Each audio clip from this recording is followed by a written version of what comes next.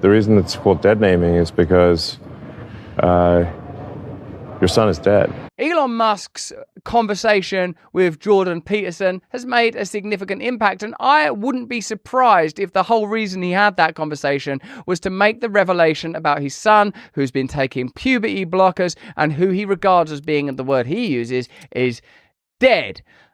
We are perhaps seeing here a moment where the cultural conversation might radically shift. We've sort of, in a sense, already pivoted from an ongoing, rather tremulous acceptance of the extraordinary shifts that are happening around the lives of young people and flexibility around gender and the acceptance that there are 1,000, 1,000,000 endless ways to be a man or a woman, into a moment that's beginning to, I would say, rescind some of the largesse that's been afforded previously here. Is this going to be the moment that the culture war conversation around gender and gender realignment, particularly when it comes to young people, shifts irrevocably? Let's have a look. Why are you willing to make this an issue, do you think? I mean, well, it's sort of like the nameless issue. It happened to one of my older boys, where I was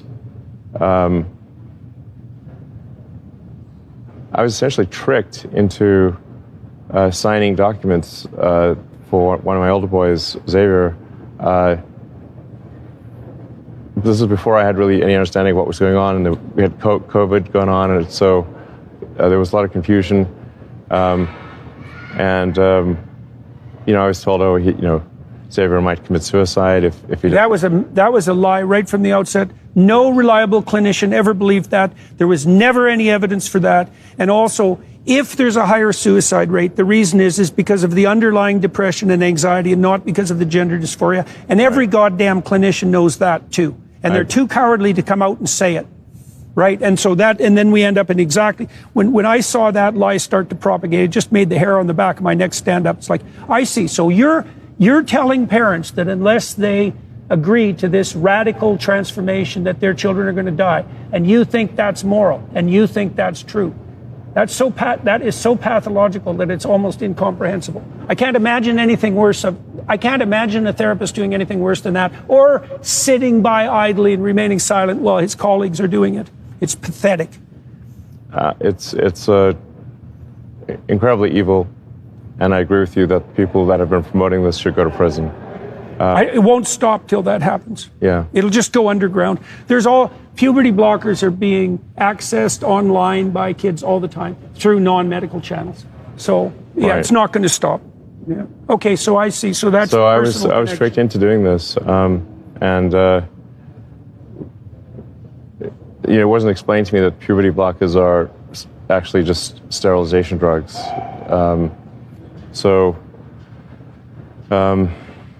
Anyway, and so I lost my son essentially. They call it dead naming for a reason. Yeah.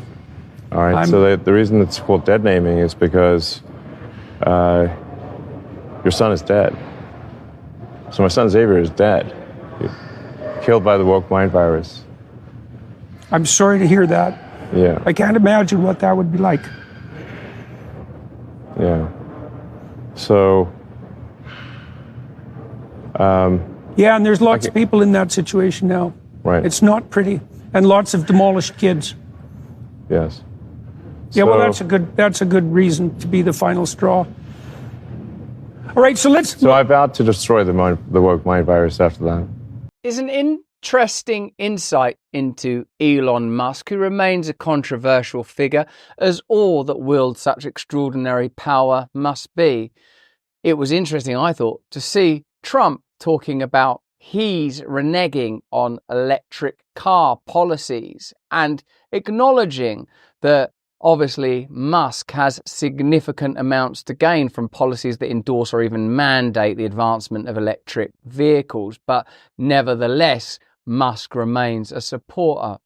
When I say the political is personal, it's difficult to not form your political opinions on the basis of personal trauma and, if not trauma, experience. We see now that Elon Musk is entering the cultural war in perhaps the same way he entered his ownership of X, because of a kind of personal transgression, or at least personal pain. And as a father, of course, anything traumatic, unusual, or dramatic happening to a child is difficult to countenance and presents a considerable challenge. But me or you having a challenge around the way that culture impacts our children or our child's identity is one thing. Elon Musk facing that challenge is something else, because let's face it, Elon Musk could create online sensations overnight with a single push of his thumb. He can turn a small story or a small cultural incident into a phenomenon. So clearly a mandate was forming around these ideas when it comes to gender therapies. The Tavistock Clinic in our country has certainly lost the glow and aura that it once had, and certainly a lot of questions are being asked when Newsom endorses or passes policies that appear to allow children and teachers to have conversations that their parents are not privy to. And I suppose they will argue that in instances where the parents are abusive, that could be beneficial.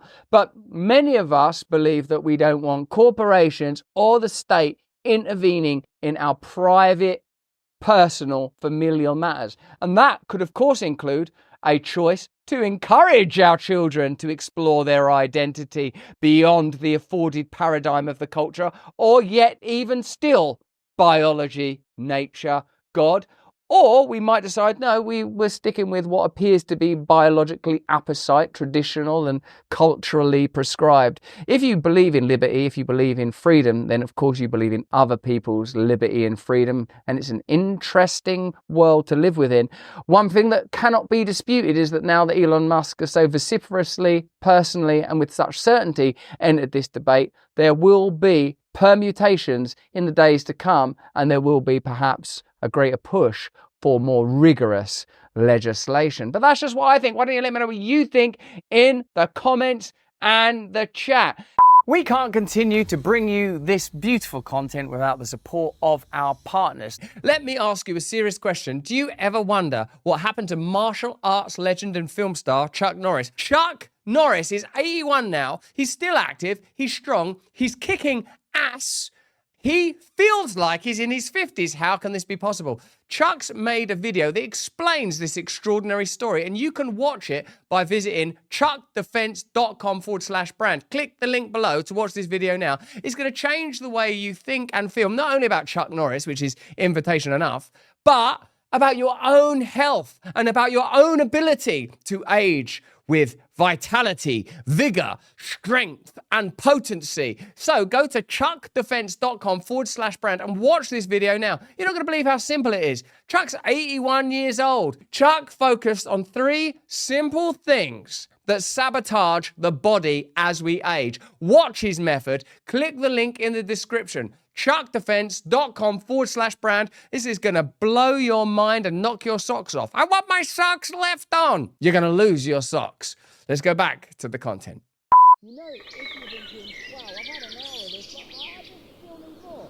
Well, you can have... Hey, thanks for watching. If you want to see more uncensored content where free speech can flourish, join our live stream. Click the link right here to watch the next video if you want to, or become a member of a growing movement. Download the Rumble app and you'll be informed every time we make a new piece of content. Stay free.